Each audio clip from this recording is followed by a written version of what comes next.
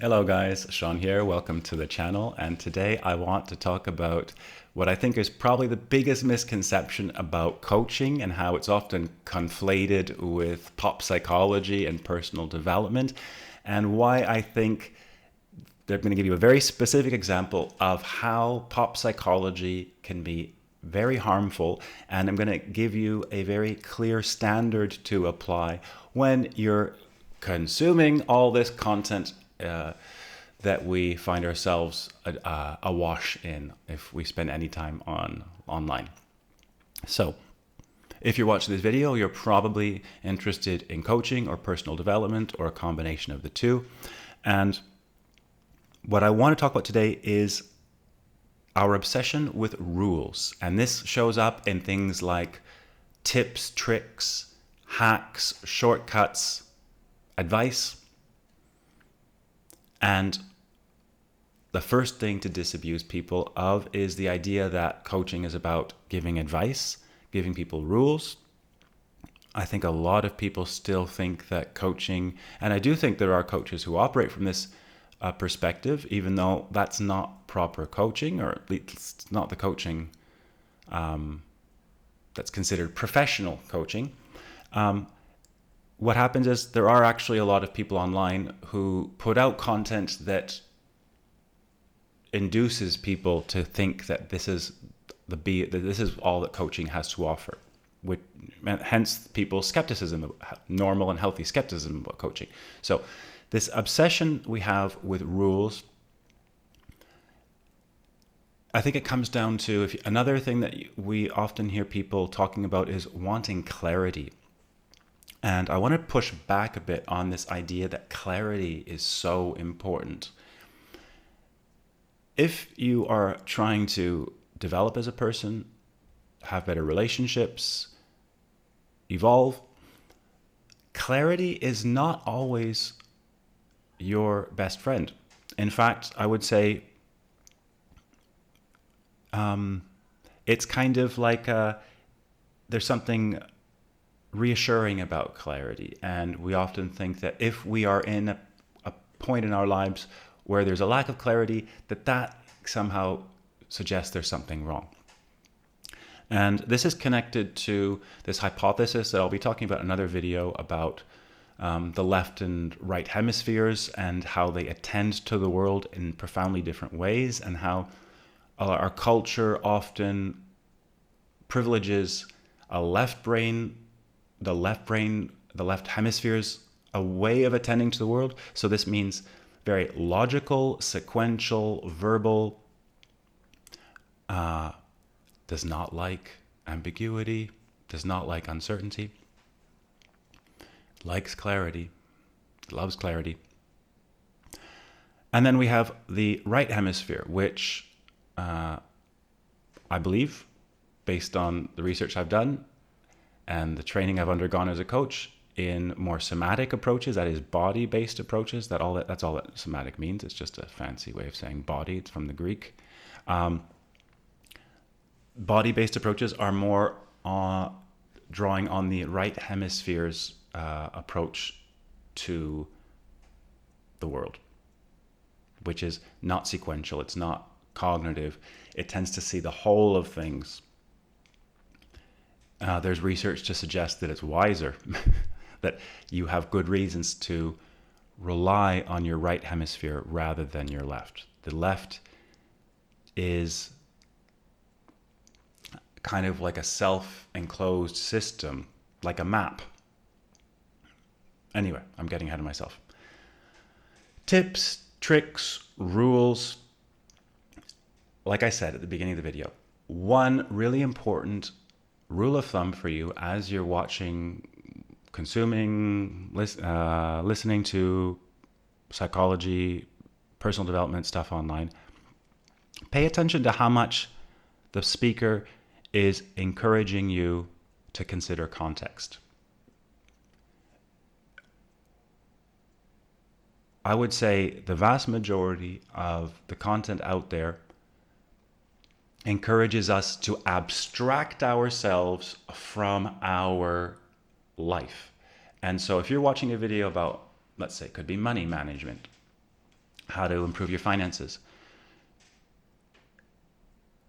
you will probably immediately jump to a series of conclusions about, oh, this is what I'm doing wrong. And based on whatever the speaker is, the advice that they're giving. And the fact is, they are not privy to your life story. And this is important.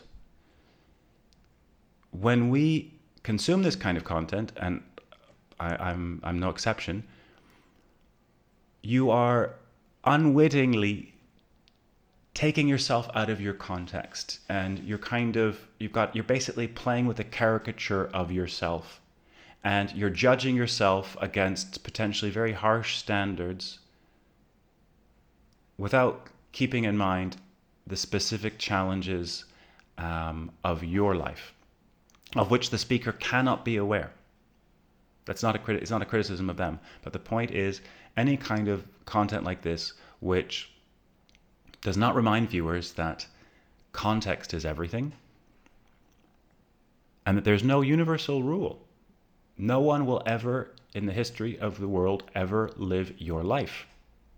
Doesn't matter if they look like you, come from a similar background. The idiosyncrasies of your upbringing, your life are such that you are unique. But I know that sounds like it's so obvious it's not necessary to say, but it is. And this is where coaching can provide a lot of benefit, because a good coach does not preach from abstract rules, but listens. And I want to share a passage from this book by Dr. Stephen C. Hayes, the founder of ACT, Acceptance and Commitment Therapy. It's called A Liberated Mind, The Essential Guide to ACT. And it's about a really interesting series of experiments on humans and animals. And it's basically illuminating because it shows how animals can often have superior judgment to human beings, precisely because animals do not have this often dominant left hemisphere, rule-based, language-based, verbal, cognitive framework to life. And that we think that this is what makes us effective in our environment, in our lives. And it isn't. And so I want to share this with you, and then I will conclude with my final reflections. So, in launching this line of research, I was inspired by a remarkable set of findings in behavioral psychology that I had read about in the late 1970s. Some of the best known work was conducted in the lab of a well-known behavioral psychologist, Charlie Catania, with whom I studied for a sabbatical year in 1985. Charlie and his colleagues had conducted a series of experiments that had explored how tenaciously people would cling to rules they had been told to follow in performing a simple task. These experiments were specifically designed to see whether people would cast aside a rule once they saw a better way to perform a task. Remarkably, humans often came across as looking considerably less intelligent. Where am I? In adjusting their actions than monkeys, birds, rats, dogs, and other animals who were essentially put to the same tests. In these studies, the human subjects were placed before a device that would sometimes, but only sometimes, dispense an item such as a coin when they pushed a button. Before they began, they were given a rule like, push this button to earn money. Let's say that you are running the experiment and you decide to set up the machine so that on average people will get a dime after 10 button pushes. Sometimes it will be after 8 pushes, and sometimes 11 or 13. The number is varied because you don't want people to figure out exactly how many pushes will produce the dime. That would make the task too simple for testing the effect you're after. People will readily begin pressing the button rapidly because the faster they go, the more they earn. Now you change the setting so that the money is dispensed not after a certain number of pushes, but instead on the first push after so many seconds on average, say after 5 seconds.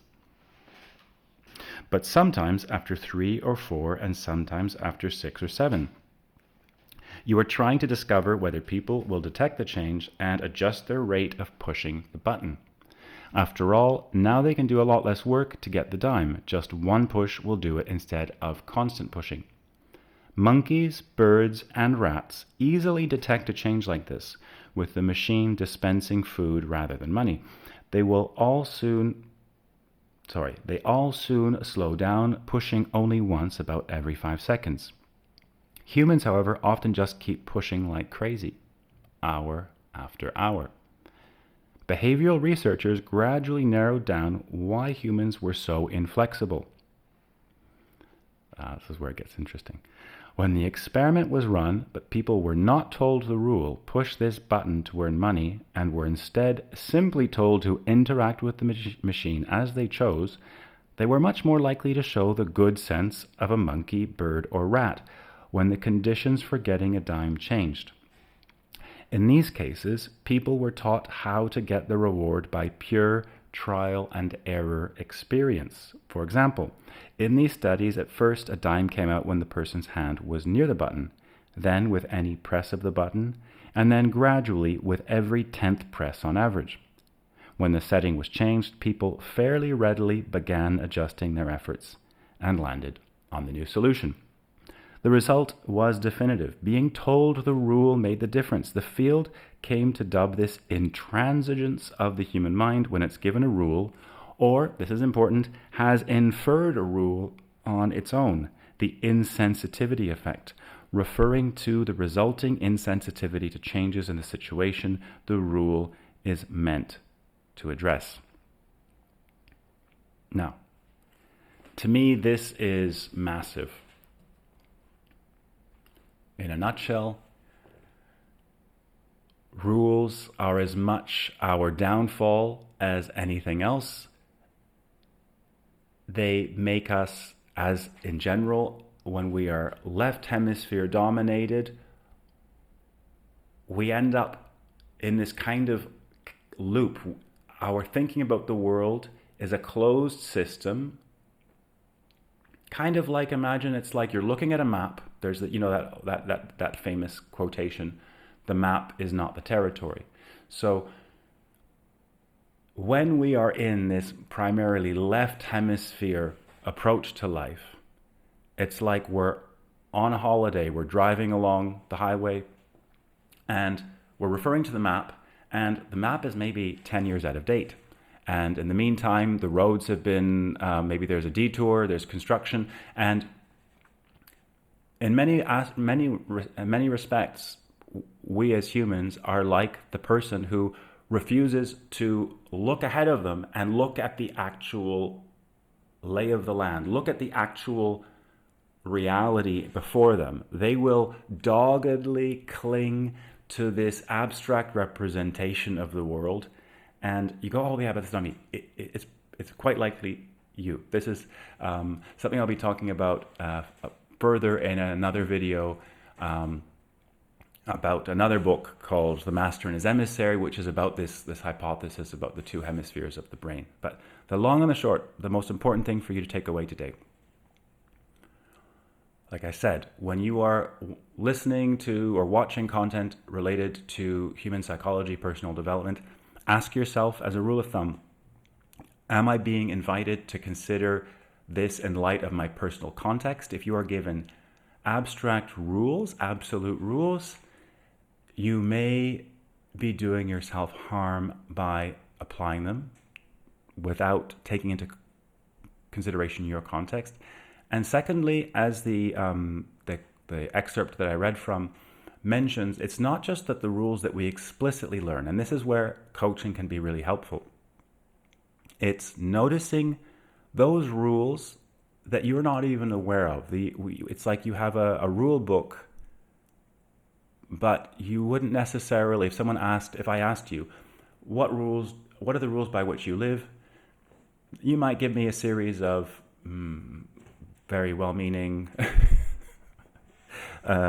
principles by which you live, but there's a lot more to you than that conscious side of you. There are many rules that you are applying unwittingly based on past experiences. And so I just want to invite you to reflect on the limits of rules and how to reflect a bit on this idea that what we would consider primitive animals often show better judgment in their environment than human beings do. And this is an invitation to explore other forms of wisdom, wisdom that can be accessed when we are drawing more on the right hemisphere way of attending to the world. And this can be accomplished rather than approaching your problems analytically, cognitively. It has to do with things to do with your body. I'll be doing a video in the near future about focusing, which is an approach I learned, but the specific approach doesn't matter. The idea that there are many somatic, that is body-based approaches to getting in touch with a deeper wisdom in you that's not rule-based and abstract and disconnected from reality. Okay? So I hope you enjoyed the video. Thanks for watching. Like and subscribe, and see you in the next video.